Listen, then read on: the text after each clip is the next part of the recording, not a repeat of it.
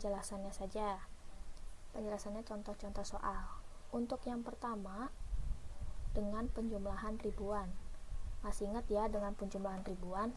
Contohnya seperti ini.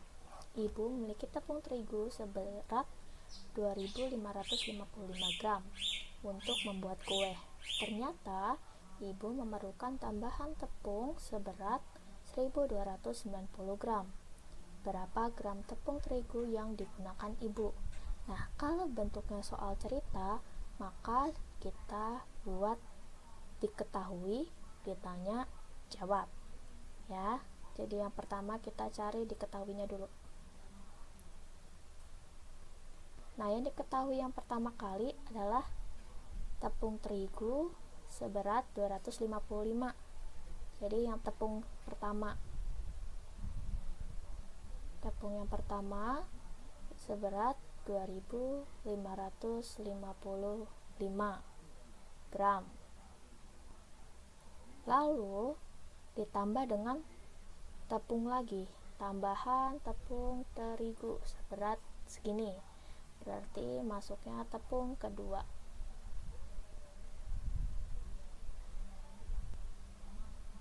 Yaitu 1.290 gram. Nah, kalau udah diketahui semua, berarti kita cari ditanya. Yang ditanya adalah gram yang digunakan. Berarti yang ditanya tulisannya tepung terigu yang digunakan. Nah, lalu kita tulis jawabnya. Karena bentuknya adalah penjumlahan ribuan, biar gampang dengan penjumlahan bersusun ke bawah. Jadi 2.555 ditambah 1.290.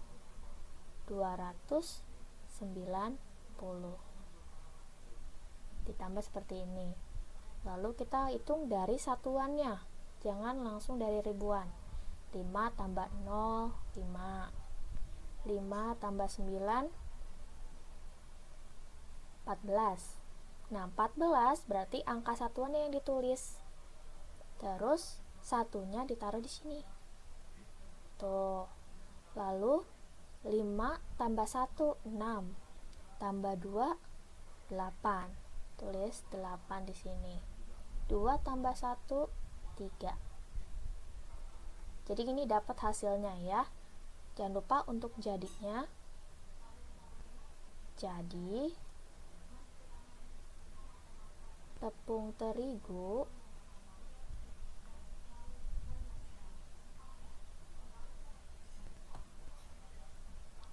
yang digunakan ibu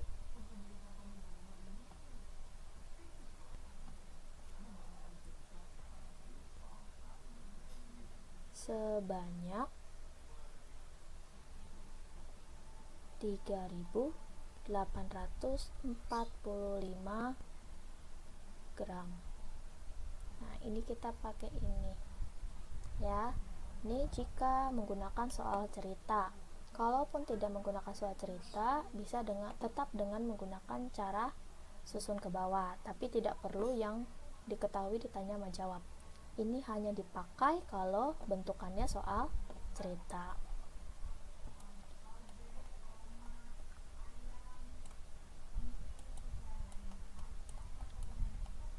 Nah, yang kedua, dengan menentukan bilangan hasil penjumlahannya jika diketahui. Contoh seperti ini. Harga susu dan roti jika dijumlahkan seharga Rp7.500. Maka harga susu dan roti masing-masing berapa? Nah, untuk menentukan bilangan ini, yang pertama kamu bebas untuk menentukan harga susu asalkan kurang dari harganya, harga total ini. Jadi harga susu misal kayak gini. Jika kita anggap misal harga susu kurang dari harga ini ya,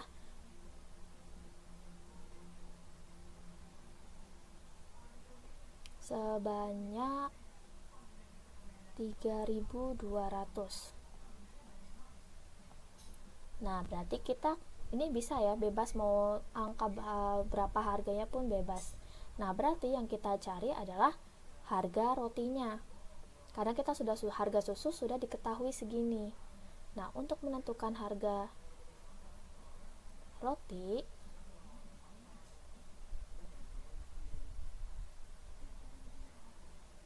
itu dengan cara pengurangannya berarti jumlah total ini susu dan roti berarti 7.500 dikurangi dengan harga susunya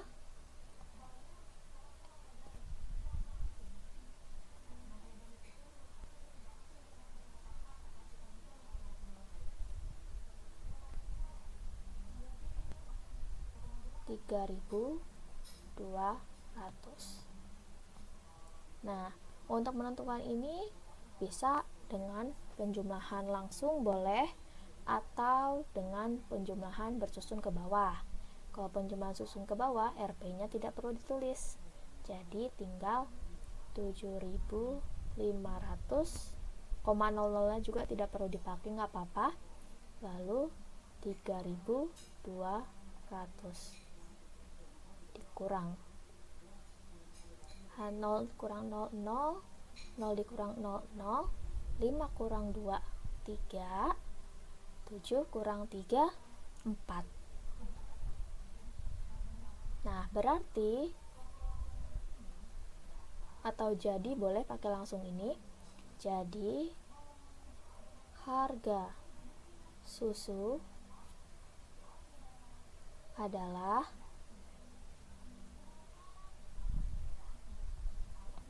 3.200 dan harga roti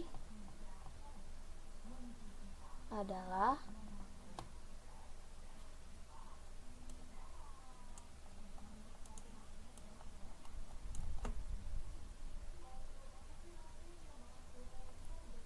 4.300 rupiah. Nah, ini contoh dari soal jika menentukan suatu bilangan jika hasilnya diketahui. Jadi bisa dengan membebaskan harga, terserah mau yang untuk harga yang pertama, produk yang pertama, lalu untuk menentukan produk yang kedua dengan cara dikurang.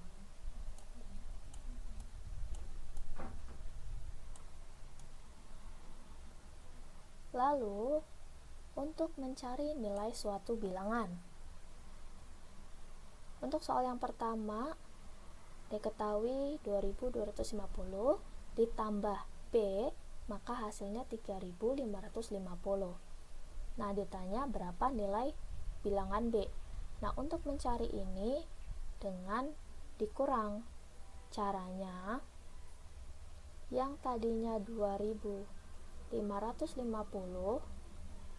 tambah B sama dengan 3.550. 2.500 ini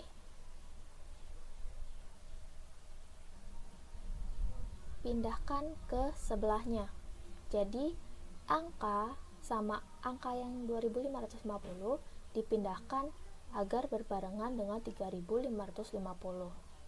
Nah, karena dia berpindah melewati sama dengan, jadi yang tadinya ini bersifatnya plus, maka hasilnya jadi negatif. Karena dia pindah, maka sifatnya jadi dikurang. Berarti nanti hasilnya B sama dengan 3.550 dikurangi 2.550. Kenapa enggak 2.550 baru 3.000? Jadi ini di depan karena kita pilih yang di depan paling besar dibandingkan yang sebelahnya.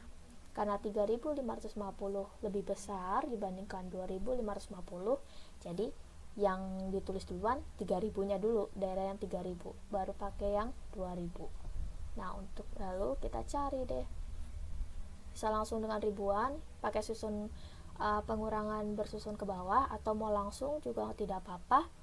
Jadinya nilai B sama dengan 1.000. Jadi nilai bilangan B adalah 1.000. Walaupun terus yang soal yang kedua,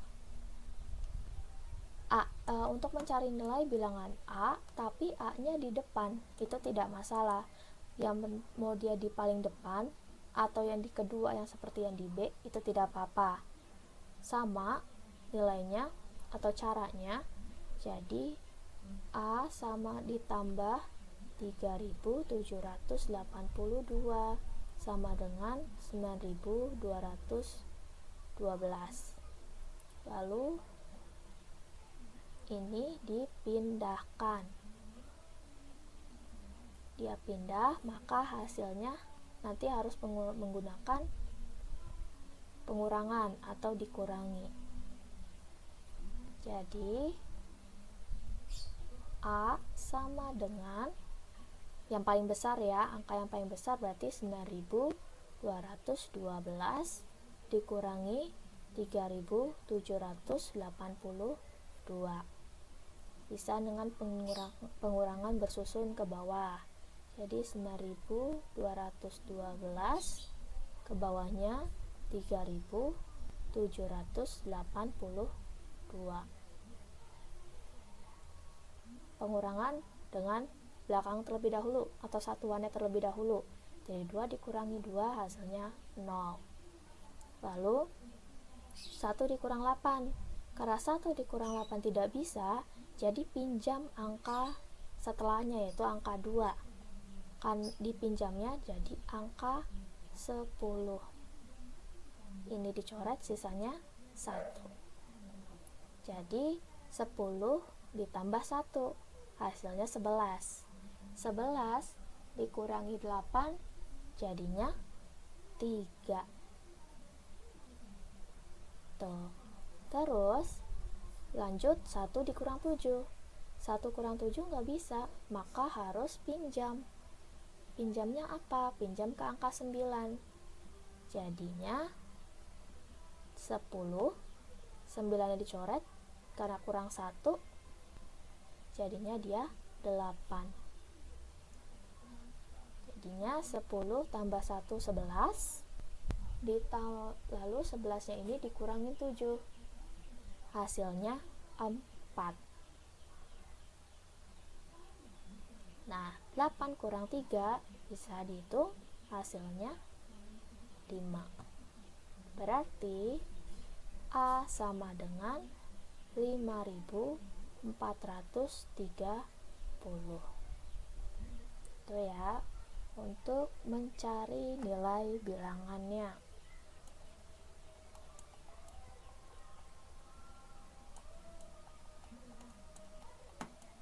Lanjut, jika ingin mencari selisih dalam suatu bilangan. Jadi ada kue harganya 6.850. Lalu ada es krim harganya 5.350. Ditanya selisih harga kue dan es krim. Kata selisih itu artinya dikurang atau dikurangi. Jadi dikurangi bilangan yang paling besar dengan bilangan yang paling kecil. Bilangan yang paling besar antara kue dengan es krim adalah yang ini. Ini yang besar bilangannya. Sedangkan 5.000 si es krim ini bilangan yang kecil.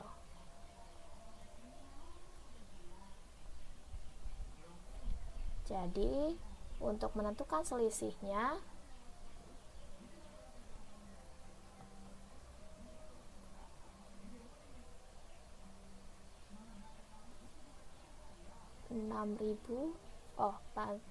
pakai Rp-nya dulu.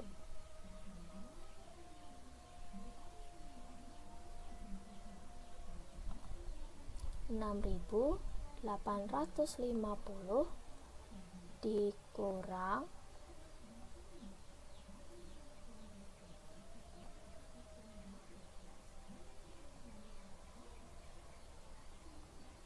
punyanya es krim harganya Rp5.350. Kalau misalnya susah, bisa langsung dengan pengurangan susun ke bawah. Jadi 6.850 lalu 5.350 dikurang 0 kurang 0, 0. 5 kurang 5, 0. 8 kurang 3, hasilnya 5. 6 dikurangi 5, hasilnya 1. Jadi selisih harga kue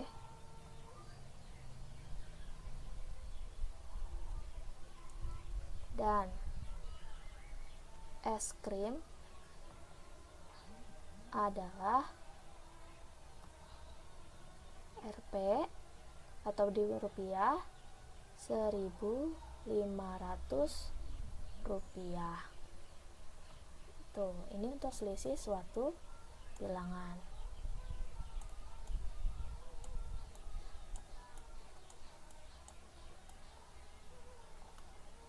Untuk yang terakhir, perkalian dalam bilangan. Masih ingat ya untuk perkalian dalam bilangan. Kalau menggunakan soal yang seperti ini, jadi langsung 8 dikali 3, hasil dengan menggunakan penjumlahan berulang. Ini bisa ada dua cara. Yang pertama, cara yang A, bisa karena penjumlahan perkalian itu penjumlahan berulang ya, jadi bisa dengan 8 dikali 3, itu dengan 8-nya ada 3 kali, berarti 8 tambah 8 ditambah 8, maka hasilnya 24. Lalu untuk cara yang kedua, bisa dengan 3-nya, 8 kali 3, bisa dari 3, jadinya ada 3-nya ada 8 kali, 1, 2, 3, 4, 5, 6, 7, 8. Karena 3-nya 8 kali, hasilnya pun sama, jadi 24. Tapi ini hanya dipakai kalau tulisannya 8 kali 3. Kalau bentukannya soal cerita seperti ini, terdapat 5 kardus botol kecap. Setiap kardus berisi 12. Maka jumlah seluruh botol kecapnya berapa? Nah, kalau di sini soal cerita harus ditentukan. Penentuannya itu dari kata setiap.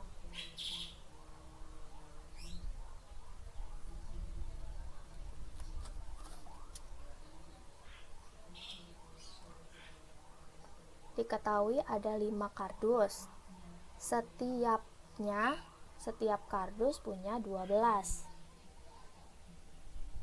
Berarti untuk menentukan perkaliannya, jangan lupa ya, karena dibentuk soal cerita jadi diketahui. Ada 5 kardus botol kecap.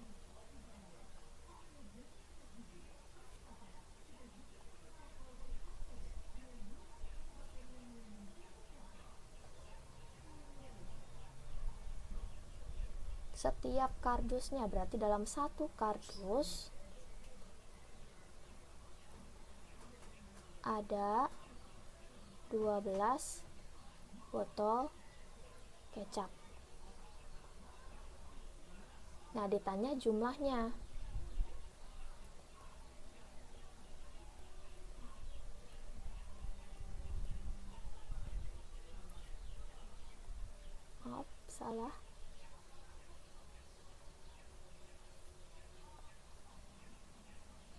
Jadi yang ditanya adalah jumlah seluruh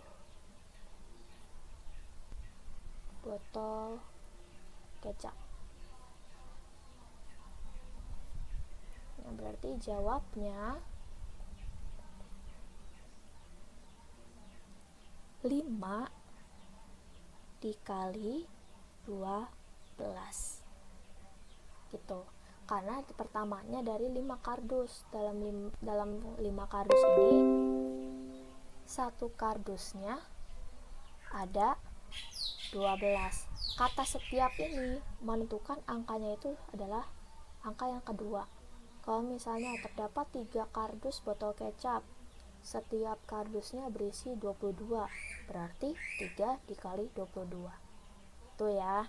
Jadi kita bisa hitung 5 kali 12 dengan penjumlahan langsung, perkalian langsung, maaf, jadi menggunakan perkalian langsung atau pakai dengan 5 kali 5 tambah 5 tambah 5, penjumlahan berulang maksudnya, itu boleh. Kalau misalnya secara langsung berarti 5 dikali 12, hasilnya 60. Jangan lupa ada jadinya. Jadi jumlah seluruh botol kecap sebanyak 60 botol. Oke. Seperti itu. Terima kasih.